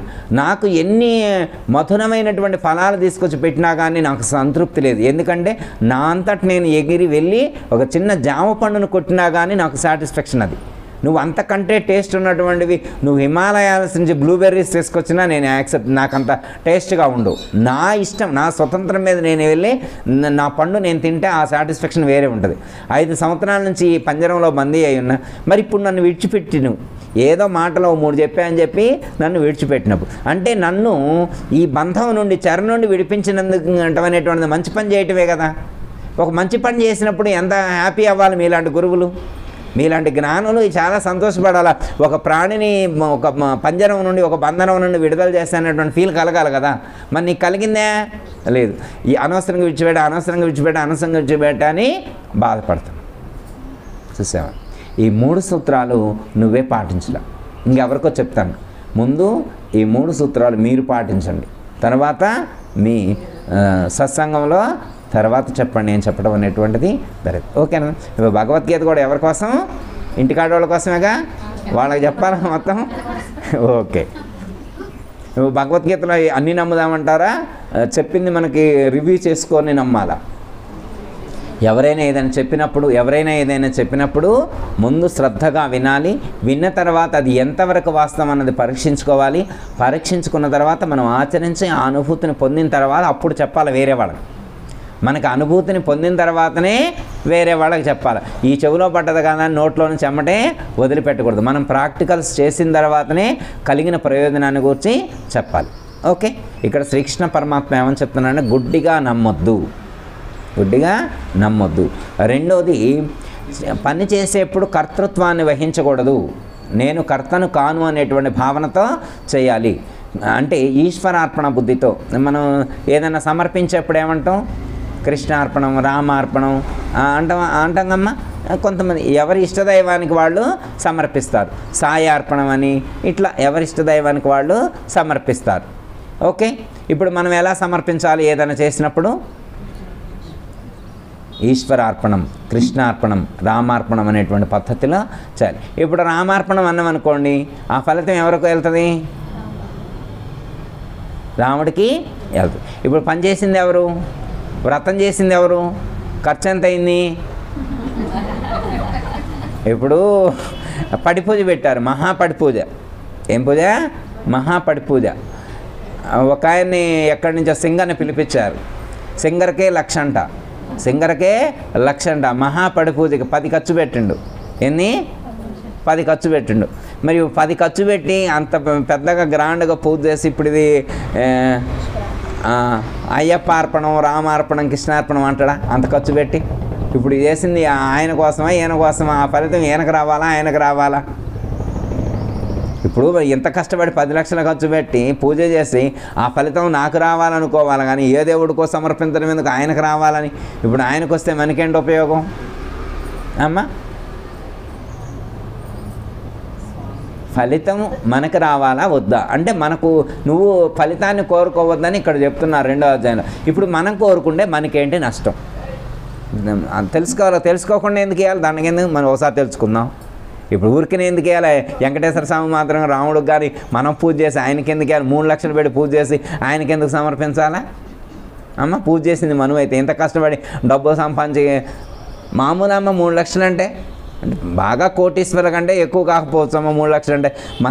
మాలాంటి మామూలు వాళ్ళకైతే కష్టమే కమ్మ 3 లక్షలు అంటే ఎక్కువగానే చూసుకుంటే కానీ 3 లక్షలు పెట్టి పూజ చేసి ఆ పుణ్యం నాకు రావాలో, మా భార్యకో, మా పిల్లలకో, మా కుటుంబ సభ్యులకు రావాలని కోరుకోవడం తప్పు కాదుగా అమ్మ? తప్పు అవుద్దా? దీంట్లోనే ఆయన వద్దంటుండు. పరమాత్మే వద్దంటాడు, ఎవరికో సమర్పించమంటాడు. మనకే పైపైన అన్నా కానీ లోపల మాత్రం ఏముంటుంది. ఎంత అడ్వర్టైజ్మెంట్ 10 లక్షలు పెట్టి మహాపడి పూర్తయితే ఎన్ని స్టిక్కర్లు కొట్టిస్తారు, ఎన్ని ఫ్లెక్సీలు కొట్టిస్తారు, ఈ వాట్సాప్లో ఎన్ని గ్రూపుల్లో చెబుతారు, భక్తి టీవీలో యాడ్ వస్తుంది. పూజ కాకముందు ప్రచారం ఉంటుంది, పూజ అయిన తర్వాత ప్రచారం. ఎంత ఘనంగా చేసింది, ఇవన్నీ చేసింది తన పేరు రావాలనే, లేకపోతే వెంకటేశ్వర స్వామికో అయ్యప్ప స్వామికో శ్రీకో పేరు రావాలనే? ఎవరికి పేరు రావాలని చేస్తున్నాడు? దేనికోసం చేస్తున్నాడు? ఎవరి కోసం చేస్తున్నాడు? అర్థమైందమ్మా? ఇక్కడ ఏంటంటే పరమాత్మ అనేది, నాయన నువ్వు నీకోసమే చేసినా కానీ నాకు సమర్పిస్తే ఏమవుతుందంటే, నీకు ఏది ఇవ్వాలో అది నేను ప్రొవైడ్ చేస్తా. నీకు ఏది కావాలో దాన్ని నేను ప్రొవైడ్ చేస్తా. నువ్వు అడగాల్సిన అవసరం లేదు. అడిగితే అడిగినంతే ఇస్తారు. అడిగితే ఏం చేస్తారు? అడిగినంతే ఇస్తారు. అడగకపోతే నీకేది అవసరమో అది ఇస్తా అంటారు. మనకు కావాల్సిందంతా ఆయన చూస్తారు. ఎందుకంటే మనం ఆయన యొక్క సరౌండింగ్స్లో, ఆయన యొక్క సరెండర్లో ఉన్నాం కాబట్టి. భగవంతుణ్ణి ఎవరితో పోల్చుతారన్నమా? తల్లిదండ్రులతో పోల్చుతారు. ఇప్పుడు ఒక తల్లి ఒక పిల్లవాడికి ఏది అవసరమో అది అన్నీ ఎట్లా చూస్తుందో, ఏది అవసరమో అన్నీ ఎలా చూస్తుందో, అలాగే పరమాత్మ కూడా, భగవంతుడు కూడా ఒక భక్తుడికి ఏం అవసరమో అవన్నీ కూడా తన బిడ్డకు ఏది కావాలో అది తానే దగ్గరుండి చూస్తాడు, దగ్గరుండి ఇస్తాడు అనటంలో ఏమాత్రం కూడా సందేహం లేదు.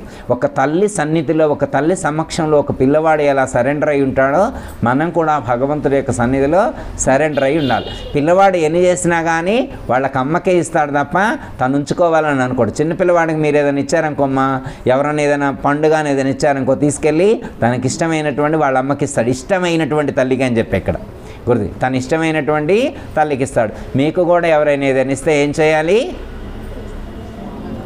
మన ఇష్టమైనటువంటి దైవానికి సమర్పించాలి. మీ అమ్మవారైతే అమ్మవారు, శ్రీకృష్ణుడైతే శ్రీకృష్ణుడు, శ్రీరాముడైతే శ్రీరాముడు. సపోజ్ మీ ఫ్రెండ్ కానీ మీ బంధువులు కానీ ఏమైనా మీకు బెంజ్ కార్ ప్రజెంట్ చేస్తారనుకోమ్మా, అది ఎలా రిసీవ్ చేసుకోవాలా? బెంజ్ కార్ ఇస్తే ఏమనుకోవాలా? మన గొప్పతనానికి వచ్చింది అనుకోవాలా? ఎందుకు అంటే అమ్మా, మీకు 10వ అధ్యాయంలో చెప్తారు. చాలామంది ఈ ప్రపంచంలో నేను తెలివి గలవాడిని అనుకుంటారు, నేను చాలా మేధావిని అని అనుకుంటారు కదా. వాళ్లకు అంత మేధస్సుని ఇచ్చేది కూడా నేనే అన్నాడు. వాళ్ళకంత తెలివినిచ్చేది కూడా నేనే అన్నాడు. మరి అంటే ఏమిటి అర్థం? అంత తెలివితో వాడు అంత ఎక్స్పెరిమెంట్ చేశాడంటే కారణం ఎవరి వల్ల? భగవంతుడి వల్ల. ఇప్పుడు సపోజ్ భగవద్గీత మనం చదువుకుంటున్నామమ్మా, ఇక్కడ చెప్పేవాళ్ళు ఒకళ్ళు ఉన్నారు, అక్కడ వినేవాళ్ళు ఒకళ్ళు ఉన్నారు. ఇక్కడ చెప్పేప్పుడు నేను చెప్తున్నాను అనుకుంటే ఎలా ఉంటుంది? ఇది భగవంతుడు పలికిస్తున్నాడు అంటే ఎలా ఉంటుంది? నేనేమనాలా? పరమాత్మ పలికిస్తున్నాడు అనాలా. ఇది ఎందుకంటే పరమాత్మే చెప్పాడు, నేనేరా పలికిచ్చేదని చెప్పాడు. పరమాత్మ నేనే పలికిస్తున్నాను అని చెప్పినప్పుడు కూడా, నేను అజ్ఞానంతో, అహంకారంతో, నేను కాబట్టి ఇంత అద్భుతంగా నేను చెప్పగలుగుతాను, మెస్మరైజ్ చేయగలుగుతున్నాను, ఇన్ని వేల మందిని, ఇన్ని లక్షల మందిని నేను సమ్మోహితం చేయగలిగేటువంటి శక్తి నాకుంది అని నేను అన్నాను అనుకోమ్మా, అది నా యొక్క అజ్ఞానం అవుతుంది. అందుకే ఏం చేయాలి? మనం ఈశ్వరార్పణ బుద్ధితో, పరమాత్మ యొక్క భావనతో ఈ యొక్క సత్కర్మలు చేయాలి. ఇక్కడ ఏమని చెప్తున్నారు? లాస్ట్ అండ్ ఫైనల్ మాట, ఒక మాట చెప్పి ముగింపమ్మ. కర్మలు చేయటం వల్ల ఫలితం వస్తుందని చెప్పి కర్మలు చేయకుండా ఉండొద్దు. కర్మలు చేయకుండా ఒక జడ పదార్థంలాగా ఉండవద్దు. ఎందుకంటే జడ పదార్థం వల్ల ఈ లోకానికి ఎలాంటి ఉపయోగం ఉండదు.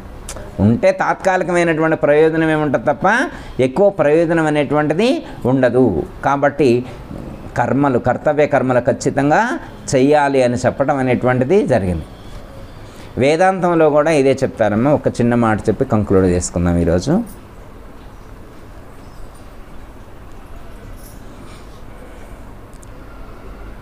ఒక మహాత్ముడు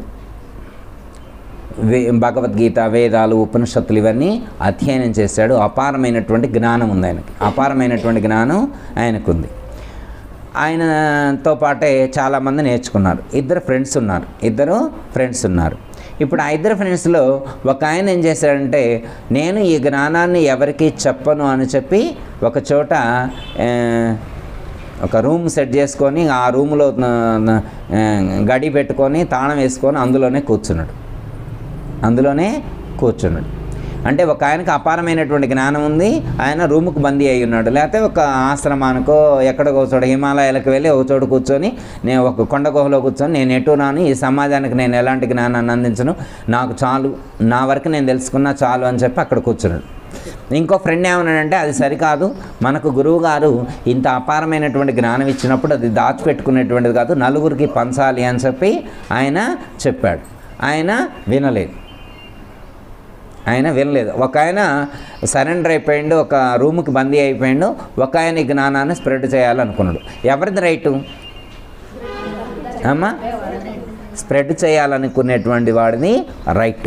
ఎందుకు అంటే చిన్న ఎగ్జాంపుల్ చెప్పి కంక్లూడ్ అనుకుంటా. ఒక బాటసారి వెళ్తూ ఉంటే అక్కడ ఒక బావి ఉంది, పాడుబడిన బావి. చీకట్లో కనపడలేదు. ఆయన దాంట్లో పడ్డాడు. పడితే ఆ బావిలో ఆల్రెడీ అంతకుముందే 38 మంది పడున్నారు.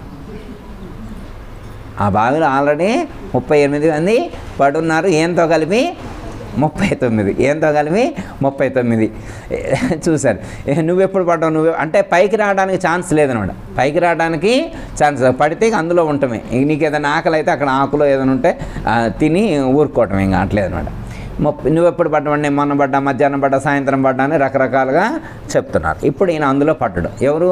మహాపండితుడు, విద్య నేర్చుకున్నటువంటి పండితులు లాంటి వాడు. ఇప్పుడు అందులో పడితే ఏం చేశాడంటే, ఈయన టెక్నిక్ తోటి, ఈయన తెలివితోటి అక్కడ ఉన్నటువంటి తీగలు వాటన్నిటిని ఉంటాయి కదా, వాటన్నిటిని ఇలా పట్టుకొని ఇలా మేలేసిండు అనమాట. అన్నిటిని సపోర్ట్గా ఇలా మేలేస్తే ఒక తాడులాగా తయారైంది.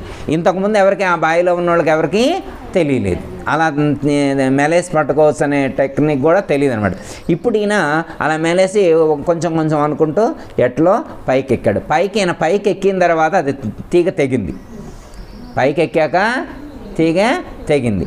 ఇప్పుడు ఈయన తన దారిన తాను వెళ్ళాలా, ఆ బావిలో ఉన్నటువంటి మిగతా 38 మందిని కూడా పైకి లాగాల కదా. పైకి లాగకుండా వెళ్తే ఏమంటారు? ఇప్పుడు ఆయన వాళ్ళతో కమిట్మెంట్ ఏముందా? మీరు పడకముందే మీరు పడ్డాక నేను పడ్డాను, మీ అందరిని కూడా నేను పైకి తీసుకొస్తాయని ఏమైనా వాగ్దానం చేసి పైకి వచ్చాడా? ఏం లేదు. ఈయన ప్రొటెక్ట్ చేసుకోవడం కోసం బయటకు వచ్చిండు. వాళ్ళకేమీ శపథం చేయలేదు. నేను శపథం చేస్తున్నా, మిమ్మల్ని అందరిని రక్షిస్తా, సినిమా డైలాగులు ఏమీ చెప్పలేదు. నేను రక్షించుకున్నాడు. ఈయన ఆ ప్రాబ్లం నుంచి బయటపడ్డాడు. మిగతా 38 మంది అలాగే ఉన్నారు. ఇప్పుడు వాళ్ళని కాపాడటం ఒక పద్ధతి, కాపాడకుండా వెళ్ళడం రెండో పద్ధతి. ఓకే అమ్మా. ఇప్పుడు ఈయన ఎలా ఆలోచించాడు? ఒడ్డు మీదకి వచ్చిన తర్వాత వెళ్ళాలా అనుకున్నప్పుడు ఒక 10 నిమిషాలు అక్కడ నిల్చొని ఆలోచించాడు. ఆ బావిలో ఉన్నప్పుడు ఈయన కూడా ఒక 2-3 గంటలు అక్కడే ఉన్నాడు. అక్కడ ఉన్నటువంటి వాతావరణంలో ఎలాంటి ఇబ్బందులు ఉన్నాయో గుర్తించాడు. ఆ బావిలో ఉన్నప్పుడు ఎలాంటి ఇబ్బందులు ఉంటాయి అని గుర్తించాడు. నేను 3 గంటలు అనుభవించాను కదా, నాతో పాటు వాళ్ళు కూడా అనుభవించారు కదా, నేను ఎలాగో పైకి వచ్చాను కదా, వాళ్ళను కూడా ఆ ఇబ్బంది నుండి బయటపడేయాలి అని చెప్పి ఒక్కొక్కళ్ళని ఇంకో తాడు బయట నుంచి మంచి తీసుకొచ్చి ఒక్కొక్కళ్ళని బయటికి లాగి 30 మందిని కూడా బయటపడేస్తాడు. ఇది ఎలా ఉంది? ఒక్కడే వెళ్ళిపోవడం ఎలా ఉంది? ఏది రైటు? అలాగమ్మా. అంటే ఒక మహాత్ముడు, ఒక యోగి, ఒక జ్ఞాని, ఒక సద్గురువు నేను ఎవరికి జ్ఞానాన్ని అందించను అని చెప్పి భీష్మించుకోవడం, ఒక జడ పదార్థం లాగా ఉండటం, నేను ఎలాంటి కర్మ చేయను అని చెప్పి భీష్మించుకొని కూర్చోవటం కరెక్ట్ కాదు. ఎందుకంటే నీతో పాటు ఇంతకుముందు మనం కూడా అందరూ అనుభవించిన కర్మలే కదా అవి, అందరూ అనుభవించినటువంటి జీవన విధానమే కదా. శరీరాన్ని ధరించడం ద్వారా ఎలాంటి ఇబ్బందులు ఉంటాయి అనేటువంటిది అందరూ తెలుసుకున్నారు కదా. ఈ సంసారంలో నుండి నేనొక్కడే తరించడం కాదు, నా చుట్టూ ఉన్నటువంటి తోటి వారందరినీ కూడా ఈ సంసారం అనేటువంటి సముద్రం నుండి బయటపడేయాలి, ఈ సంసారం అనేటువంటి బావిలో నుండి బయటపడేయాలని చెప్పి ఆ 38 మందిని ఎలా బయటపడేశారో ఆయన, మనం కూడా ఒక మహాత్ముడు మనల్ని కూడా అలా బయటపడేయడానికి ప్రయత్నం చేస్తాడు. అది సరైనటువంటి విధానం. అర్థమైందమ్మా? అయితే ఇక్కడ ఏమని చెప్తున్నాడు? కర్మలు చేయకుండా ఉంటాను అని నువ్వు అనద్దు. కర్మలు చేయాలి, కర్మలు చేయాలి. ఇప్పుడు అతను కూడా కర్మ చేశాడు, కానీ ఏం చేశాడు? కర్తృత్వం లేదు, నేను చేస్తున్నాను అనే భావం లేకుండా కర్మ చేశాడు.